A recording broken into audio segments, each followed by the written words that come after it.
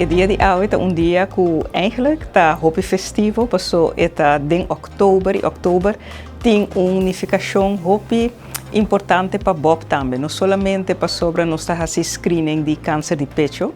pero também sinia awardo poni em outubro na ano 2009, ora que Mama Poli de hospital a iniciar, então não minha topa é pessoa que depois abira é cofundadora junto comigo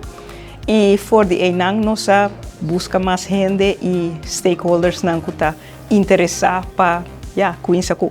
screening de câncer de pecho na Aruba. Que acordo com nossa sera que o hospital AOE está long overdue, pero um acordo que está dando nos chance para nos por ganhar o resultado de follow-up dus de gente que nos manda Mama Poli com problema de screening para não por ganhar não vervolg e para nós por ganhar o resultado back passar se nós manda não terecht ou se nós manda não com nada ou se não tem câncer e se não tem câncer que tipo de câncer dus essa para ajuda-nos direito a qualidade de nos screening.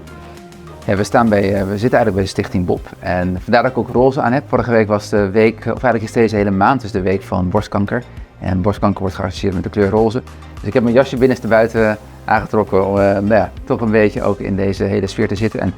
En Stichting Bob ligt tegenover het ziekenhuis, tegenover het Horacio Rubio Hospitaal in Aruba.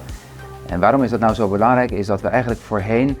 stuurden mensen van Stichting Bob, stuurden patiënten of cliënten stuurden ze naar het ziekenhuis en kregen daar nooit meer informatie over terug. Dus we wisten niet of de potentiële borstkanker die geconstateerd was, of dat ook echt zo was, of dat niet zo was. Met de nieuwe overeenkomst gaan we die data terugkoppelen, zodat mensen weten hier,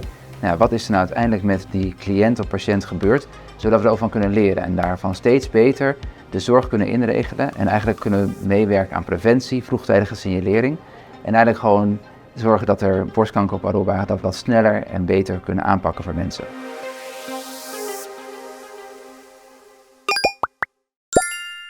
No sempre